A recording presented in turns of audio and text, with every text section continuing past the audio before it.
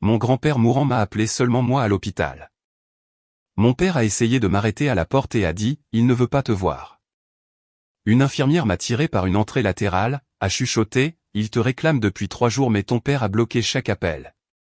Il m'a dit de te donner ce téléphone. » Ce qu'elle m'a donné m'a fait évanouir. Je m'appelle Rachel Thornton. J'ai 29 ans. Il y a 3 semaines, mon père m'a fait asseoir à la table de sa cuisine et a fait glisser un ordinateur portable sur la surface. Sur l'écran, il y avait un tableau de calcul, des lignes et des colonnes. Chaque couche, chaque repas, chaque fourniture scolaire que j'ai jamais touchée, détaillée, totalisée, surlignée en rouge. 400 000 $. C'est ce que ma famille dit que je leur dois pour le crime d'être né. Mais cette histoire ne parle pas vraiment de ce tableau de calcul. Elle parle d'un appel téléphonique que j'ai failli ne jamais recevoir. D'une chambre d'hôpital dont on m'a refusé l'accès et d'un téléphone à clapet, rayé, tenant à peine la charge, qu'un homme mourant a pressé dans ma main avec des doigts tremblants. Un téléphone qui contenait 3 choses que mon père ne voulait pas que je trouve. Avant que je ne vous raconte tout, si cette histoire vous touche de près, allez-y, cliquez sur j'aime et abonnez-vous, mais seulement si vous vous y connectez sincèrement. Laissez votre position et votre heure locale dans les commentaires. Je veux savoir d'où vous m'écoutez ce soir. Maintenant, laissez-moi vous ramener 4 mois en arrière, à un dimanche d'octobre où mon père a appelé et a dit 3 mots qui ont tout changé. Réunion de famille. J'ai grandi dans une maison à palier sur Ridgefield Drive, à 20 minutes de Columbus, en Ohio. Une rue assez agréable, des pelouses soignées, le genre de quartier où tout le monde se salue, mais où personne ne sait vraiment ce qui se passe une fois la porte du garage fermée. Ma mère est morte quand j'avais 5 ans. Un cancer de l'ovaire. J'ai 3 souvenirs d'elle. L'odeur de sa lotion, le son de son fredonnement dans la cuisine, et la façon dont elle replaçait mes cheveux derrière mon oreille avant de dormir. C'est tout. 3 souvenirs. Je m'y suis accroché comme à du verre. Mon père a épousé Diane quand j'avais 7 ans. Elle a apporté de l'ordre dans la maison, des comptoirs propres, un tableau des corvées sur le réfrigérateur, et un registre vert qu'elle gardait dans le tiroir à babioles, le genre que l'on achète dans un magasin de fournitures de bureau. Elle y écrivait chaque semaine. Je n'ai pas su ce que c'était jusqu'à mes 12 ans.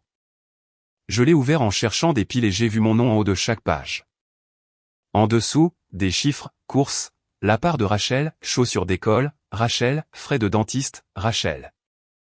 Chaque dollar dépensé pour moi consigné à l'encre bleue. Kevin est arrivé quand j'avais 10 ans. Mon demi-frère, le premier enfant biologique de Diane. Après Kevin, les mathématiques de la maison ont changé. Il a eu de nouveaux vêtements. J'ai eu ses vêtements d'occasion, ceux qui n'avaient même pas de sens parce qu'il était plus jeune et plus petit. Il a eu la plus grande chambre quand il a eu 8 ans. J'ai gardé celle avec la fenêtre qui ne fermait pas à clé. Le seul endroit où j'ai jamais eu l'impression d'être à ma place était la ferme de mon grand-père. Chaque été, Howard Thornton venait me chercher dans son camion, conduisait 40 minutes jusqu'au comté de Licking, et me tendait une cale à poncer. Il m'a appris à construire des nichoirs à oiseaux, à lire un niveau à bulles, et à cuire des œufs qui ne collaient pas à la poêle. Il n'a jamais écrit une seule fois ce que je lui coûtais. Je ne savais pas que Diane tenait un compte total cumulé. Et je ne savais pas qu'elle finirait par demander le remboursement de chaque centime. J'ai quitté la maison à 18 ans avec une bourse d'études pour l'Université d'État de l'Ohio et un emploi à temps partiel pour scanner les courses chez Kroger. Gérald se tenait à la porte d'entrée le jour où j'ai chargé ma voiture. Il n'a pas aidé à porter les cartons. Il s'est juste appuyé contre le cadre et a dit « Ne reviens pas fauché ». Je ne suis pas revenu du tout, pas pour y vivre en tout cas. J'ai terminé mon diplôme en comptabilité, 4 ans, sans pause, 2 emplois à la fois. J'ai obtenu mon diplôme avec 1 100 $ d'économie et une offre d'emploi dans un petit cabinet à Westerville. Un bureau en open space au fond, des lumières fluorescentes, un patron qui faisait réchauffer du poisson au micro-ondes le mardi. C'était à moi. J'ai loué un appartement d'une chambre près de la route nationale 3, j'ai payé mes propres factures, j'ai acheté mes propres meubles, la plupart d'occasion, la plupart en très bon état. J'ai déclaré mes propres impôts, réparé mon propre évier, cuisiné mes propres repas. Je ne devais rien à personne. Mais chaque Thanksgiving et chaque Noël, je retournais sur Ridgefield Drive. Pas pour Gérald, pas pour Diane, pour Howard. Mon grand-père s'asseyait au bout de la table, silencieux, observant. Il ne disait jamais grand-chose lors des dîners de famille, mais après, quand tout le monde passait au salon, il me trouvait dans la cuisine en train de faire la vaisselle et disait « Tu te débrouilles bien, ma petite ». Quelques mots. Ils m'ont maintenu debout pendant des mois. Le reste des visites était tolérable jusqu'à ce que Diane commence ses rappels. Des petits d'abord. Tu sais, Rachel, cette facture d'appareil dentaire s'élevait à près de $6 000. Ou, j'ai vu les photos de ton appartement sur Internet. Ça doit être agréable de dépenser pour soi-même. Gérald s'asseyait dans son fauteuil inclinable, hochant la tête, n'ajoutant rien, n'arrêtant rien, juste hochant la tête. Je pensais que c'est le pire que cela pourrait devenir. Quelques commentaires au-dessus de la dinde, quelques silences lourds au-dessus de la tarte. Puis Gérald a appelé un mardi soir. Sa voix était plate. Je me suis garé dans l'allée à midi. Le camion de Kevin était déjà là. Le véhicule utilitaire sport de Diane aussi. Le nouveau, blanc perle, acheté à crédit. À l'intérieur, la table de la cuisine était débarrassée. Pas de nourriture, pas de café, juste Gérald en bout de table, Diane à côté de lui, et un ordinateur portable ouvert entre eux. Kevin était assis en face, faisant défiler l'écran de son téléphone. Il n'a pas levé les yeux quand je suis entré. « Assieds-toi » a dit Gérald. Diane a tourné l'ordinateur portable vers moi. Sur l'écran, un tableau de calcul, pas le registre vert du tiroir à babioles. C'était la version mise à jour. Des colonnes pour chaque année de ma vie. Couche, année 1, $1,200. Fourniture scolaire de 2002 à 2010, $4,800. Courses, la part de Rachel, calculée par repas, $72,000. Médical, dentaire, transport, vêtements, activités parascolaires que je n'ai jamais demandé. Une cellule dans le coin inférieur droit, en gras, $41,637. Nous ne demandons pas tout en une seule fois, a dit Gérald. Des paiements mensuels de 2005 cents. C'est juste. J'ai fixé le nombre. Ma poitrine semblait vide. Et pour Kevin ? Ai-je demandé. Diane n'a pas scié. Kevin est notre fils. Notre fils ? Pas Kevin est aussi l'enfant de ton père. Notre fils ? Comme si j'étais quelque chose de tout à fait différent. Une locataire, un projet, une ligne budgétaire. J'ai regardé Gérald. Est-ce que grand-père est au courant de cela ? Gérald s'est penché en arrière. Ton grand-père convient que c'est raisonnable. Cette phrase a frappé plus fort que le tableau de calcul. Howard, l'homme qui ne m'avait jamais fait payer pour un seul été, qui pressait des billets de $20 dans ma main chaque fois que je quittais la ferme, était d'accord pour dire que je devais payer pour avoir été élevé. J'ai conduit jusqu'à chez moi en silence. Pas de radio.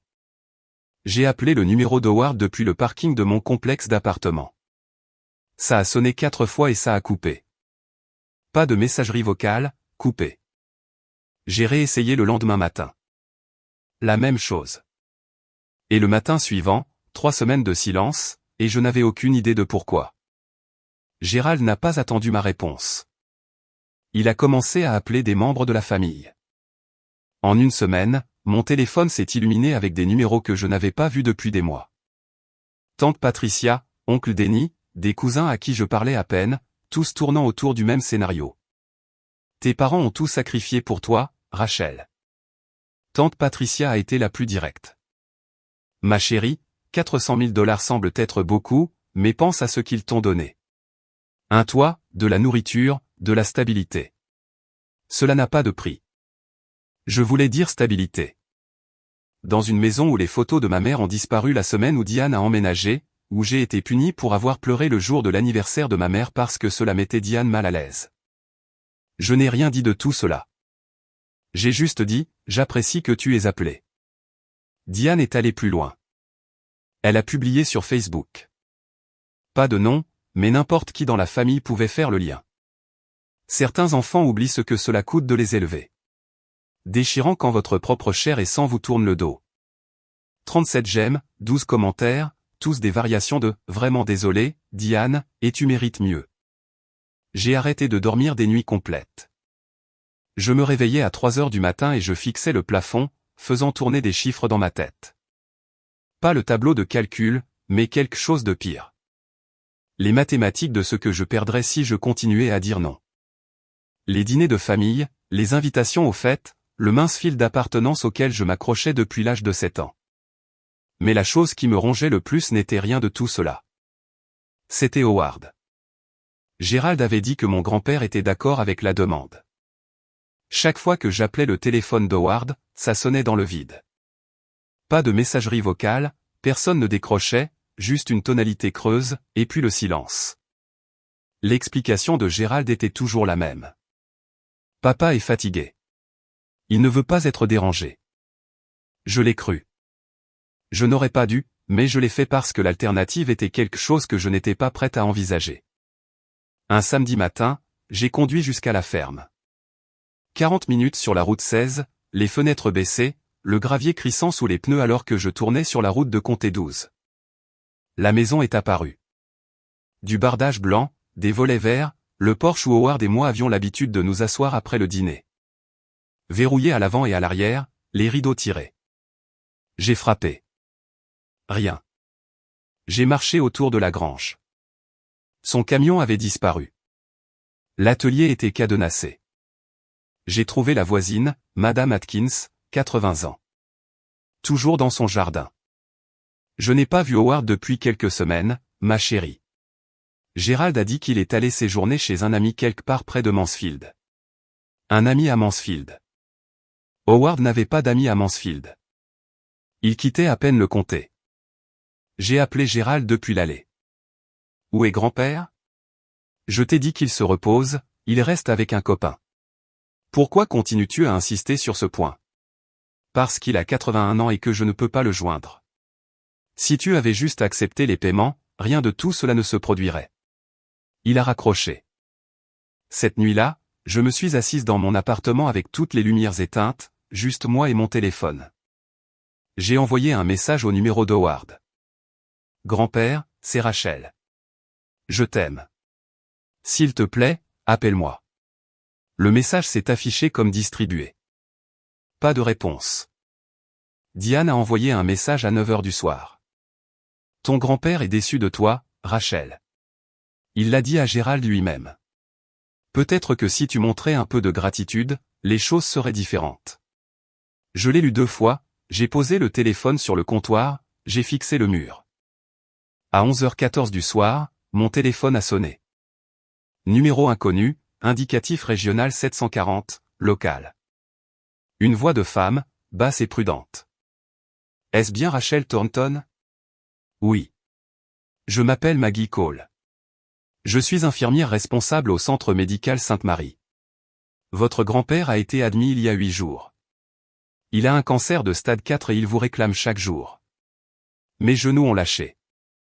Je me suis rattrapé au comptoir. Votre père nous a dit que vous refusiez de venir. Alors, en ce moment, je me tiens dans ma cuisine à 11 heures du soir, agrippant le comptoir d'une main, le téléphone pressé contre mon oreille, et une femme que je n'ai jamais rencontrée est en train de me dire que mon grand-père pleure mon nom depuis plus d'une semaine. Et mon propre père a dit à l'hôpital que je ne voulais pas venir. Si vos parents ont déjà utilisé quelqu'un que vous aimez comme une arme pour vous garder dans le droit chemin, tapez je sais dans les commentaires. Vous n'avez pas besoin d'expliquer. Juste ces 2 mots. Et si vous êtes toujours là, restez avec moi car ce qui s'est passé dans cet hôpital le lendemain matin est la raison pour laquelle je vous raconte cette histoire ce soir. J'ai conduit jusqu'à Sainte-Marie dans l'obscurité. 40 minutes ont semblé être 4 heures. Le hall d'entrée était éclairé au néon et silencieux, le genre de silence que seuls les hôpitaux ont à minuit. Des sols en carrelage, un distributeur automatique bourdonnant, un agent de sécurité à moitié endormi près de l'ascenseur. J'ai marché jusqu'à la réception. Howard Thornton, chambre 412. La réceptionniste a tapé à l'ordinateur, a regardé son écran, et a fait une pause. Je suis désolé, madame. Seuls les visiteurs approuvés sont autorisés après les heures d'ouverture. Je suis sa petite fille. Elle a fait défiler l'écran. A fait défiler encore, puis m'a regardé. La façon dont les gens vous regardent quand ils ont de mauvaises nouvelles qu'ils n'ont pas causées. Votre nom ne figure pas sur la liste approuvée. Le fils du patient l'a mise à jour hier. Seuls Gérald et Diane Thornton sont autorisés. Je suis resté là. Le sol semblait s'incliner. Pouvez-vous appeler la chambre? Pouvez-vous lui demander? Je suis désolé. Je ne peux pas outrepasser les instructions des contacts familiaux. J'ai reculé, je me suis appuyé contre le mur. Le couloir s'étirait dans les deux directions, long, poli, vide. Mon père avait retiré mon nom de la liste des visiteurs de mon propre grand-père pendant que mon grand-père était couché dans un lit d'hôpital à me réclamer. J'ai sorti mon téléphone, j'ai pensé à appeler Gérald, j'ai pensé à crier dans le combiné, j'ai pensé à conduire jusqu'à Ridgefield Drive et à marteler sa porte jusqu'à ce qu'elle se fende. Je n'ai rien fait de tout cela. J'étais sur le point de sortir quand j'ai entendu une porte s'ouvrir au bout du couloir. Pas l'entrée principale, une porte latérale à moitié cachée derrière un chariot de fournitures. Une femme en tenue médicale bleu marine se tenait dans l'embrasure de la porte, dans la quarantaine, les cheveux courts, des lunettes de lecture remontées sur la tête. Elle a regardé des deux côtés du couloir, puis directement vers moi. Elle a levé une main et a fait un signe, petit, délibéré, comme un signal. Maggie Cole. Elle n'a pas dit grand-chose alors qu'elle me guidait à travers le couloir latéral, le couloir du personnel, du linoléum au lieu du carrelage, un chariot de drap plié contre le mur.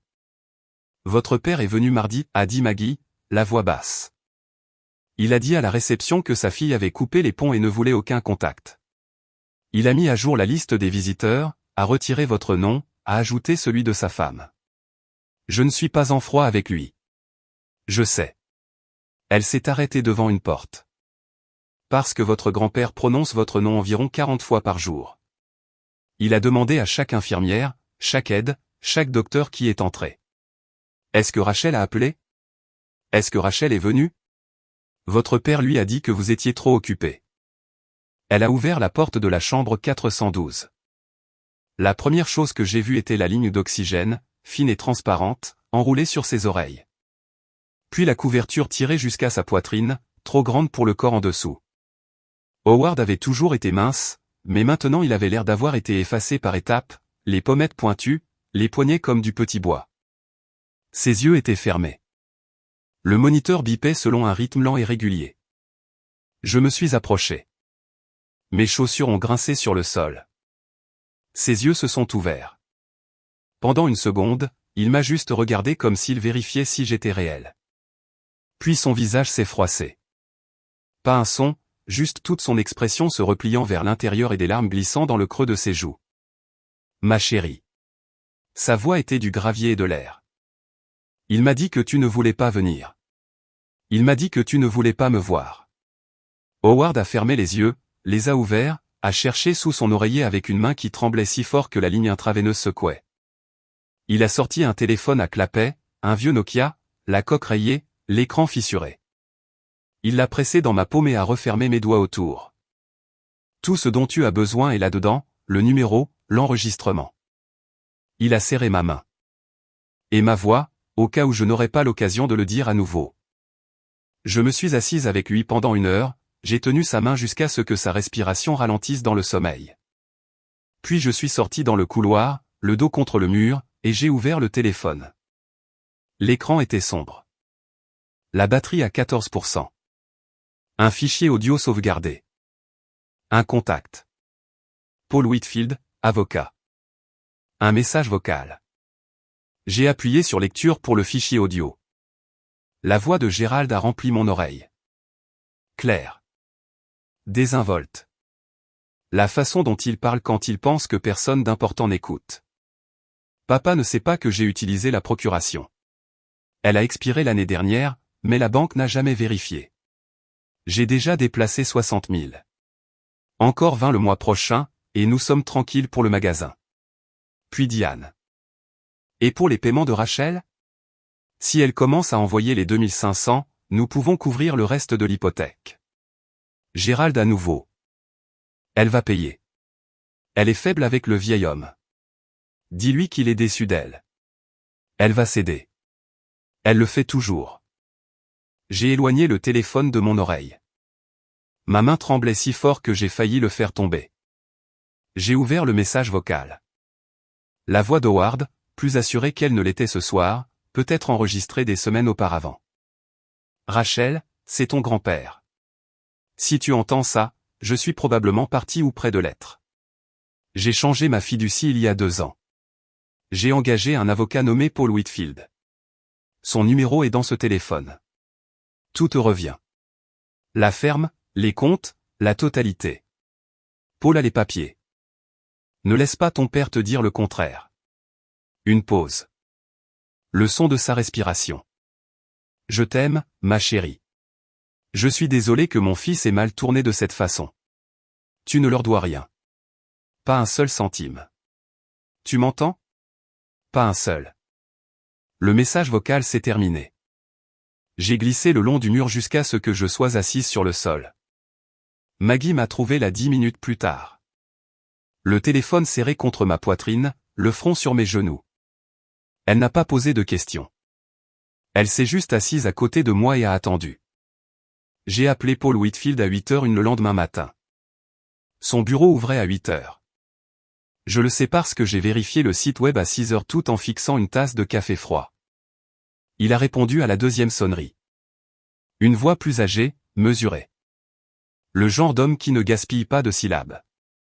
Je lui ai parlé de l'hôpital, de la liste des visiteurs, de l'enregistrement.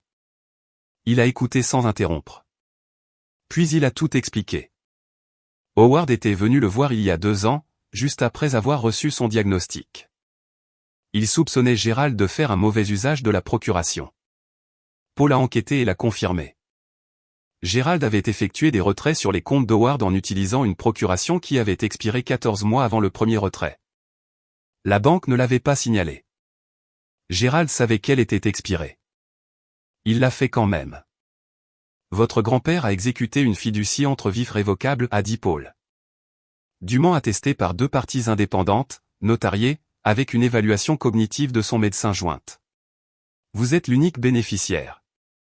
Tout. La ferme, 45 acres sur la route de Comté 12, un compte de courtage et des économies totalisant environ 340 000 $. Son camion, ses biens personnels, la totalité. Je n'ai pas pu parler pendant un moment. Votre grand-père a été très précis, a continué Paul. Il a dit, et je cite mes notes, mon fils a choisi l'argent au lieu de sa fille.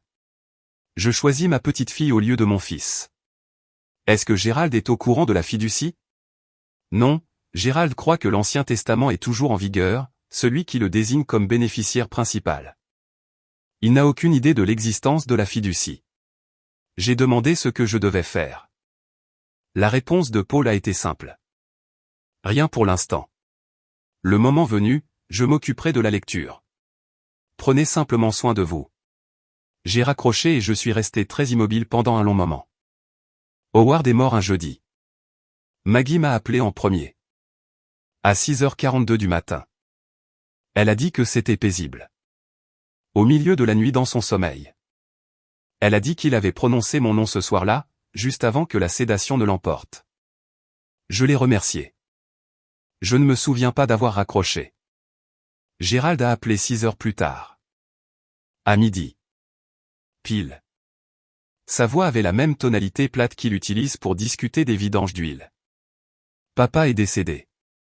Les funérailles sont samedi. Seulement la famille à la maison après.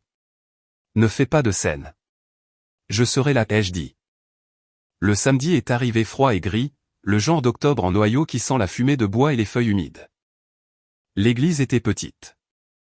La communauté de Ridgedale, celle que Howard fréquentait depuis 40 ans, peut-être 60 personnes dans les bancs. Gérald se tenait à l'avant à côté du cercueil, costume sombre, coupe de cheveux fraîche, serrant des mains, recevant les condoléances avec un signe de tête et une mâchoire serrée, mettant en scène le deuil de la façon dont certains hommes mettent en scène la force. Diane se tenait à côté de lui dans une robe noire, se tamponnant les yeux avec un mouchoir qu'elle gardait plié dans sa paume. Papa voulait que je gère tout, disait Gérald à chaque personne qui s'approchait. Il me faisait totalement confiance. Je me suis assise à la 4e rangée. Personne ne s'est assis à côté de moi. Kevin était 2 rangées plus haut sur son téléphone. Tante Patricia a serré mon épaule en passant, mais ne s'est pas arrêtée. J'ai gardé les yeux sur le cercueil. Duchesne. Simple. Howard aurait approuvé. Il construisait des choses en chaîne. Vers la fin de la cérémonie, j'ai jeté un coup d'œil vers l'arrière de l'église. Le dernier banc, côté gauche. Un homme en costume gris était assis seul, un porte-document en cuir sur le siège à côté de lui. Au début de la soixantaine, des lunettes à monture métallique, regardant les procédures sans expression. Paul Whitfield. Nos yeux se sont croisés pendant exactement une seconde. Il a fait un seul signe de tête presque imperceptible. Je me suis retourné vers le cercueil. 72 heures.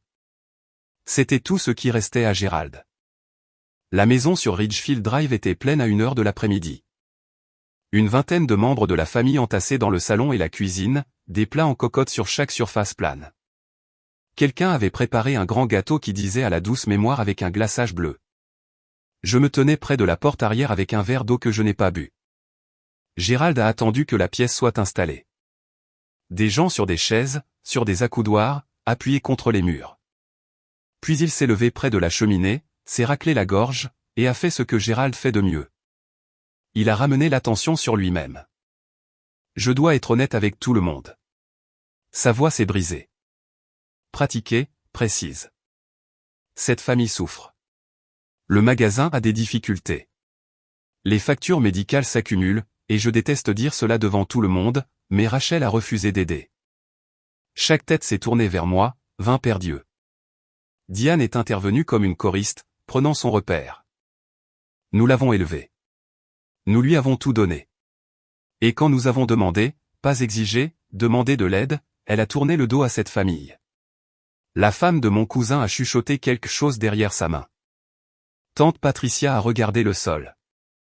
Oncle Denny a bougé dans sa chaise. Gérald a continué. Papa aurait voulu que nous restions unis. Papa aurait voulu que Rachel fasse ce qui est juste. Est-ce vrai, Rachel?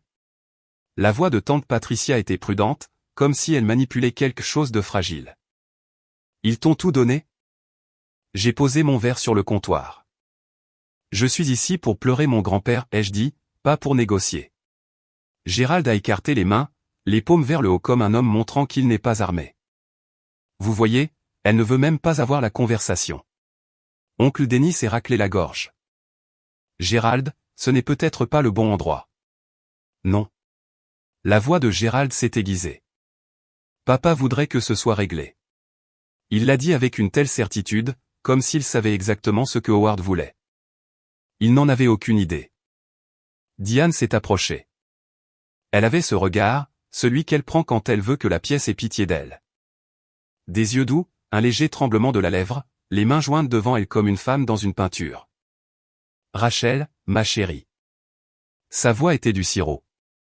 Je t'ai élevée comme la mienne. Je me réveillais à 5 heures chaque matin. Je préparais tes déjeuners. Je te conduisais à l'école. Je me suis assise dans cette salle d'urgence quand tu t'es cassé le poignet en 6e année. Elle a fait une pause. A laissé le silence faire son travail. Et c'est ainsi que tu me rembourses? La pièce a attendu. Je pouvais en sentir le poids. Chaque cousin, chaque tante, chaque voisin tenant des récipients de cocotte et des jugements. Je n'ai pas répondu. Elle n'avait pas terminé. Diane a incliné la tête, a baissé la voix juste assez pour que tout le monde doive se pencher en avant. Ta mère, que Dieu ait son âme, elle aurait honte de toi. La pièce est devenue immobile, pas calme, immobile. Le genre d'immobilité où même l'air arrête de circuler. Je l'ai senti atterrir en plein centre de ma poitrine. Elle a utilisé ma mère morte aux funérailles de mon grand-père comme argument de clôture. Je me suis tenu bien droite. Mes mains ne tremblaient pas. J'ai regardé directement Diane. Ma mère est morte quand j'avais 5 ans. Diane, tu n'as pas le droit d'utiliser son nom. Pas aujourd'hui. Pas jamais. Gérald a fait un pas en avant. Assieds-toi, Rachel. Non. J'ai pris ma veste sur la chaise, j'ai marché vers la porte. La pièce s'est écartée sans que personne ne décide de bouger. Ils l'ont juste fait. Au seuil, je me suis retourné. Pas vers Gérald. Vers la pièce. Vous aurez des nouvelles de l'avocat de grand-père mardi. Vous tous. Je suis sorti. Le soleil de l'après-midi a frappé mon visage, vif et froid. J'ai marché jusqu'à ma voiture, j'ai démarré le moteur, et je suis sorti de l'allée. Je n'ai pas pleuré. Pour la première fois de ma vie, je n'ai pas pleuré. Mon téléphone a commencé à vibrer avant que je n'atteigne l'autoroute. Gérald. Gérald. Gérald. 9 appels en 2 heures. Puis les messages. Quel avocat? Le testament de papa est chez Harrison et Marks. Rachel, rappelle-moi tout de suite. Quoi que papa t'ait dit, ce n'est pas ce que tu penses. Ne fais rien de stupide. J'ai posé le téléphone face vers le bas sur le siège passager et j'ai continué à conduire. À 7 heures du soir, Diane a appelé Kevin. Kevin m'a appelé. Sa voix avait cette qualité hésitante qu'elle prend toujours quand on lui a remis un scénario qu'il ne comprend pas complètement.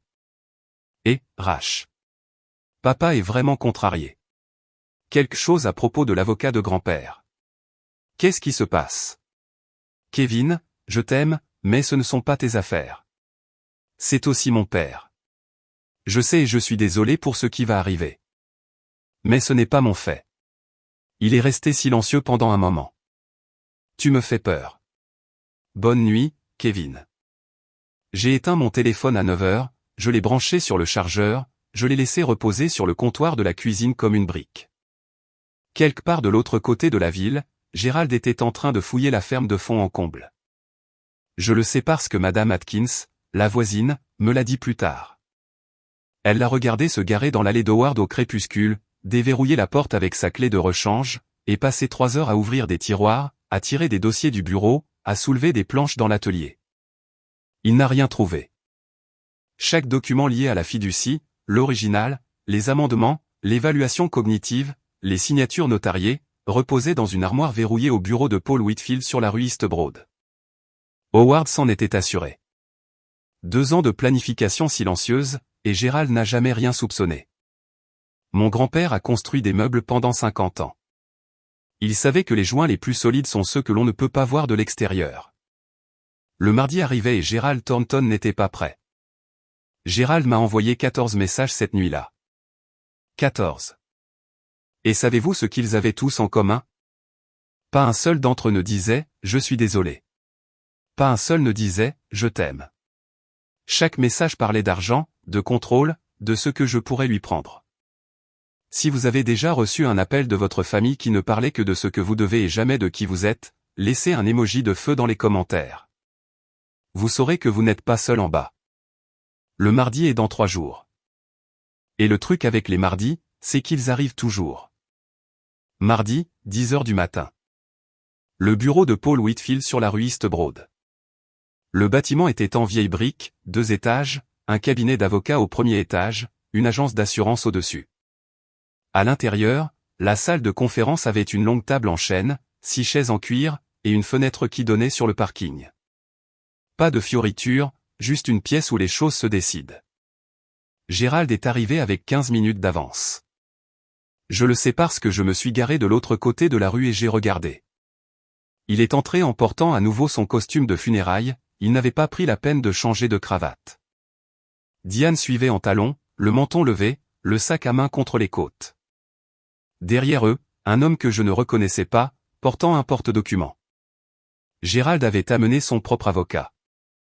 Kevin est venu seul 5 minutes avant 10 heures, les mains dans les poches. Il ressemblait à un enfant entrant dans le bureau du directeur. Oncle Denny est arrivé en dernier. Il m'a fait un signe de tête dans le hall d'entrée, mais n'a pas parlé. Paul se tenait en bout de table, costume gris, lunettes métalliques, le même porte-document en cuir de l'église maintenant ouvert, le contenu disposé en piles précises. Il n'a pas perdu de temps.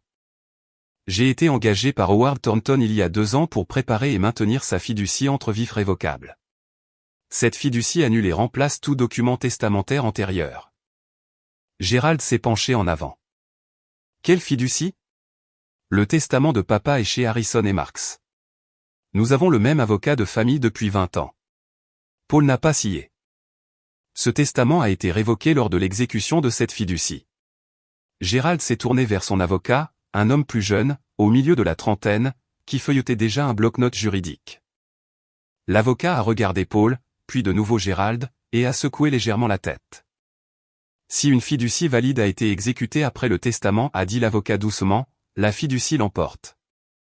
La mâchoire de Gérald s'est serrée. Un muscle a palpité près de son oreille. Paul a posé ses deux mains à plat sur la table. Monsieur Thornton, votre père a été très précis sur ses volontés. Dois-je procéder?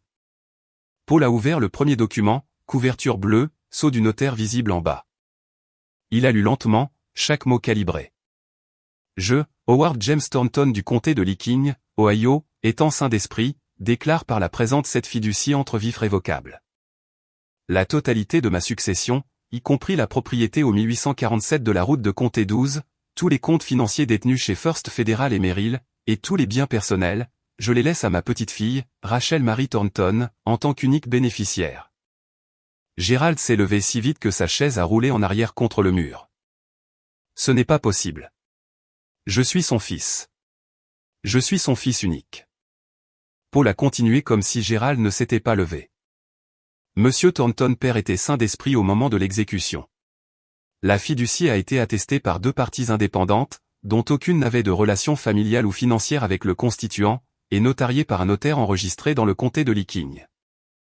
Il avait 80 ans. La voix de Diane s'est brisée dans les aigus. Il était confus.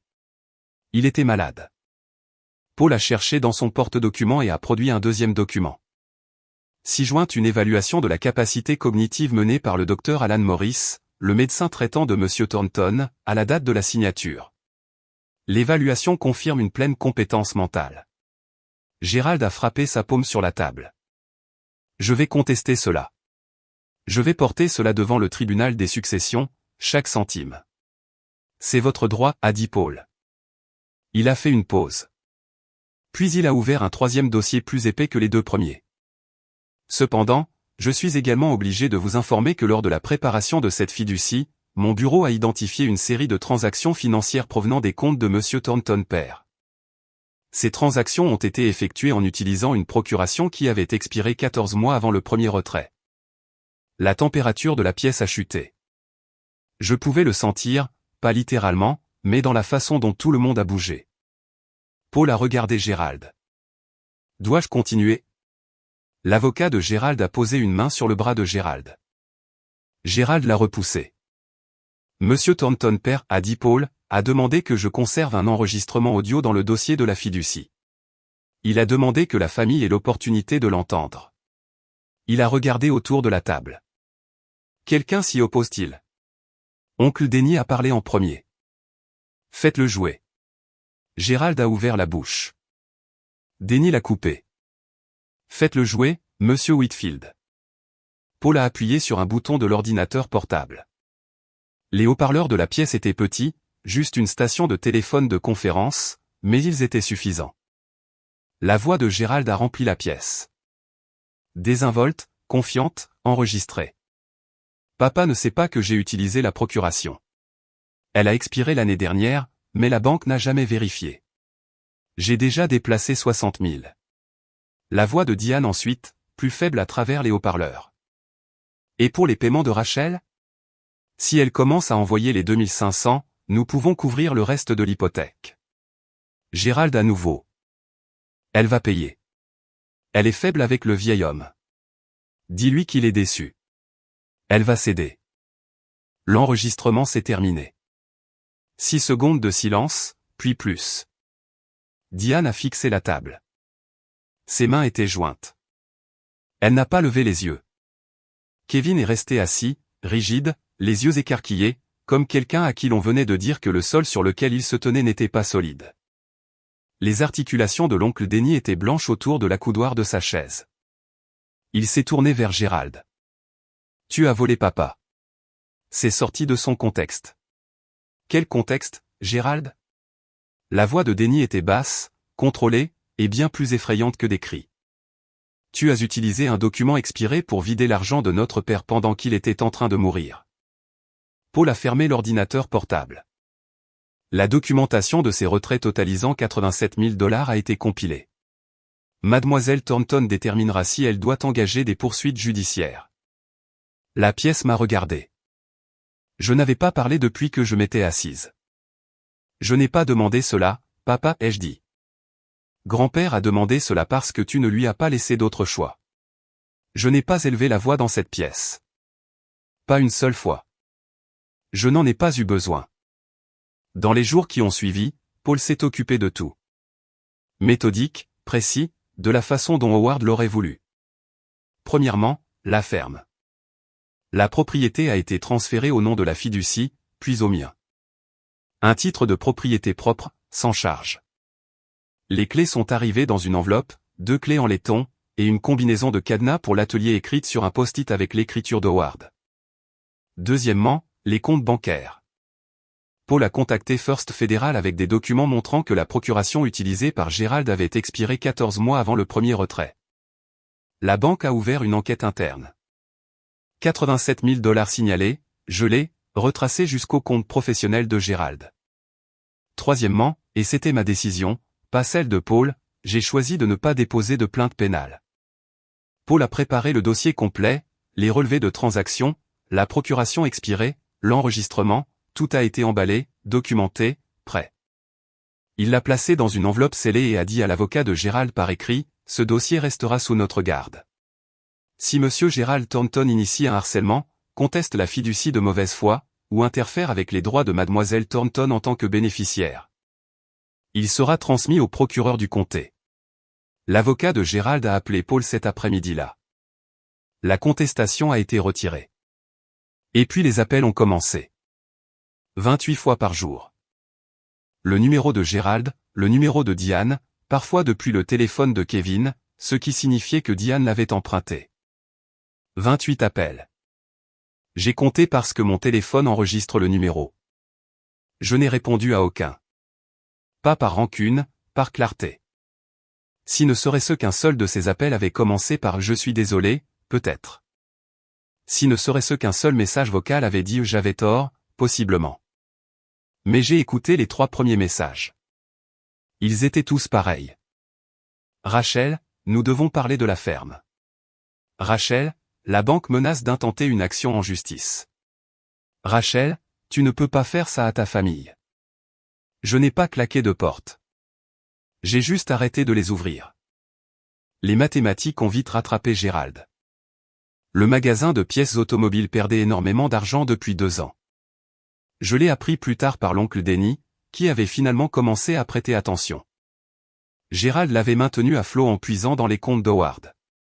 Avec ses comptes gelés et la banque exigeant le remboursement des 87 000, Gérald n'avait rien sur quoi se replier. Il a essayé de refinancer la maison sur Ridgefield Drive, mais l'hypothèque était déjà tendue. La valeur nette n'était pas suffisante. Diane, la femme qui conduisait un véhicule utilitaire sport blanc perle qu'elle ne pouvait pas s'offrir et qui avait remodelé la cuisine 2 fois en 5 ans, a commencé à recevoir ses propres appels de recouvrement, des cartes de crédit. Un prêt personnel dont aucun des deux n'avait parlé à la famille. La communauté a réagi de la façon dont les petites villes le font, lentement, puis tout d'un coup. Les clients réguliers de Gérald au magasin ont commencé à conduire jusqu'au magasin de la chaîne sur la route 161 à la place.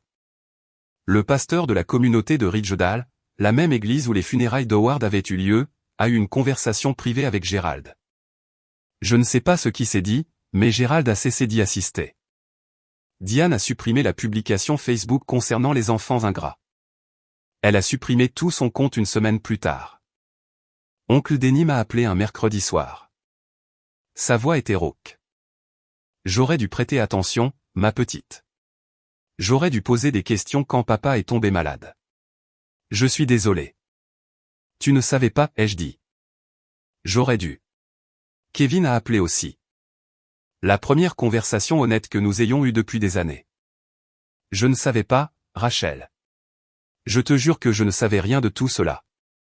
Je te crois, mais les excuses doivent s'accompagner de changements, Kevin, pas seulement de mots.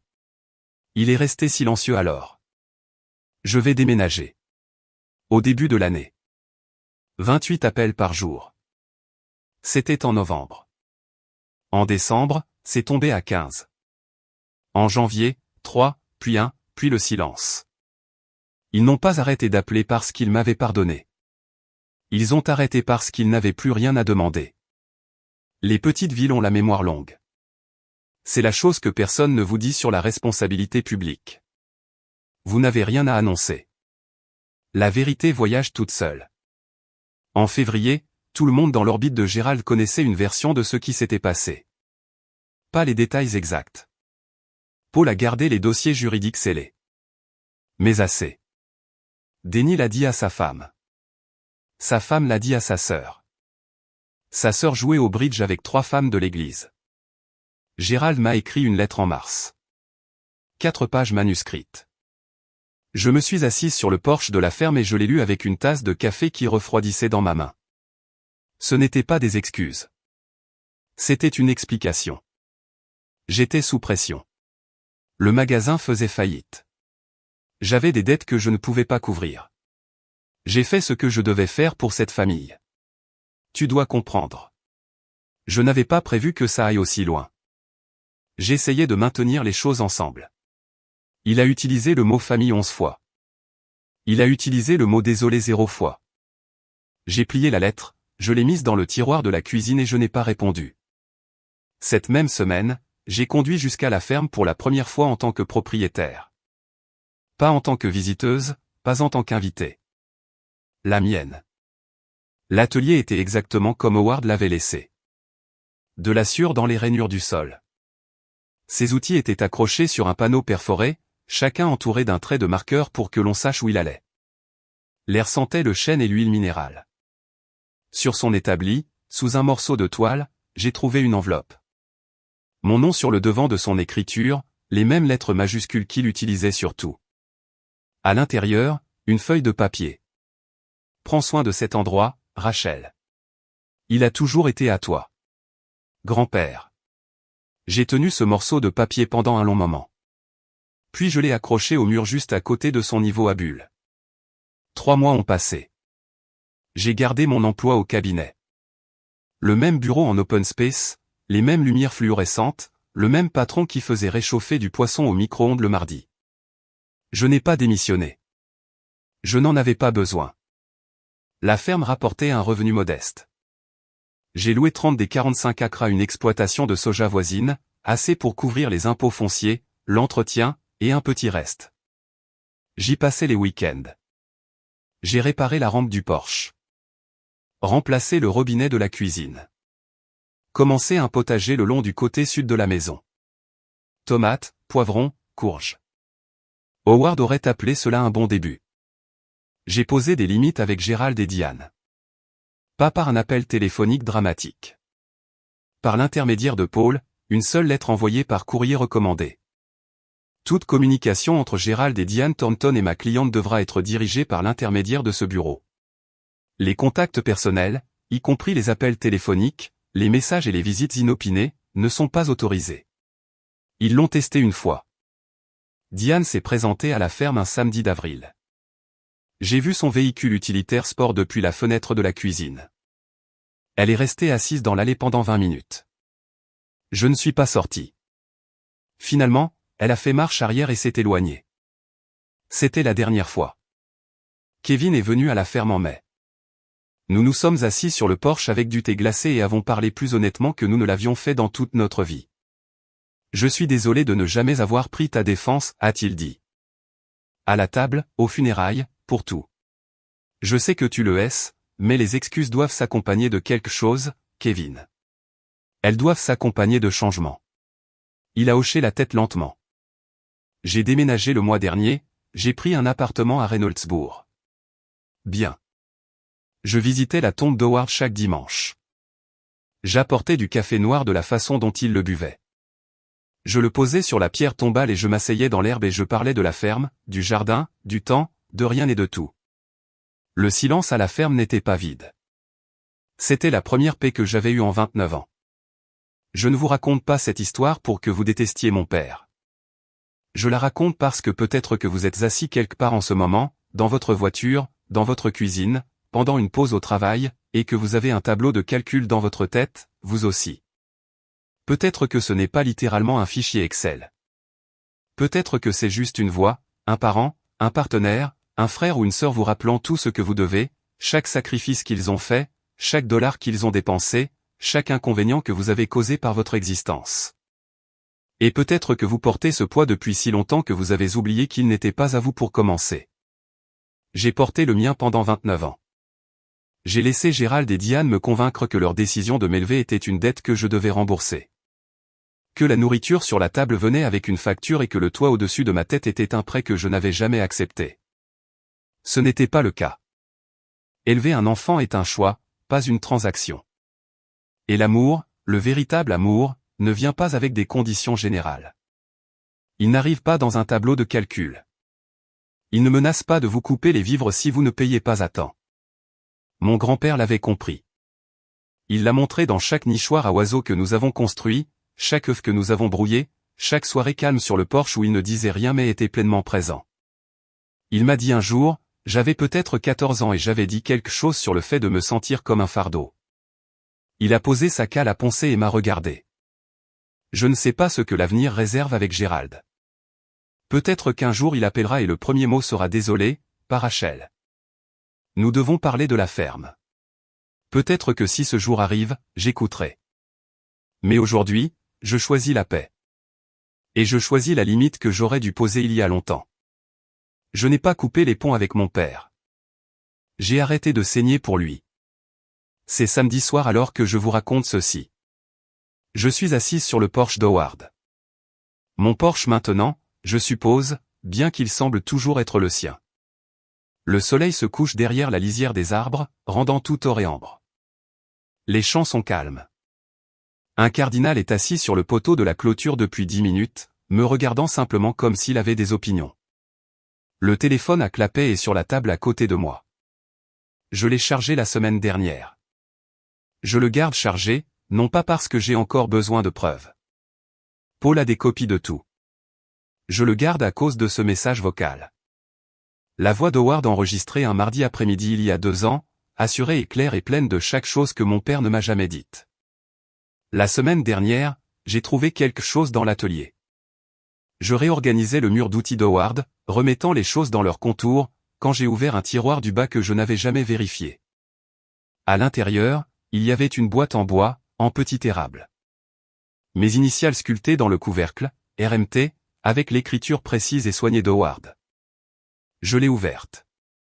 Des photos de bébés, une douzaine. Moi à 1 an, à 2 ans, à 3 ans, à 4 ans. Moi et ma mère dans l'arrière-cour de la maison sur Ridgefield Drive avant que tout ne change. Les photos que Diane a jetées quand elle a redécoré. Howard les a toutes gardées, sans exception. 28 appels manqués par jour. Ce nombre est tombé à 0 maintenant. Mais il y a une voix que j'écoute encore chaque nuit avant d'éteindre les lumières. J'appuie sur lecture et je l'entends. Tu ne leur dois rien, ma chérie. Et je le crois. Si vous êtes là-bas en train de porter une dette que vous n'avez jamais signée, posez-la. Éloignez-vous de la table. Elle n'a jamais été à vous. Ce poids que vous tenez, vous pouvez le poser là, maintenant. Personne n'a le droit de vous faire payer pour être en vie. C'est mon histoire. Si elle a touché quelque chose de vrai pour vous, je veux entendre la vôtre. Tapez un mot dans les commentaires. Juste un seul qui décrit ce que votre famille a dit que vous leur deviez. Était-ce de l'argent, de la loyauté, du silence, de la gratitude? Quoi que ce soit, laissez-le ci-dessous. Les réponses les plus puissantes pourraient apparaître dans ma prochaine vidéo.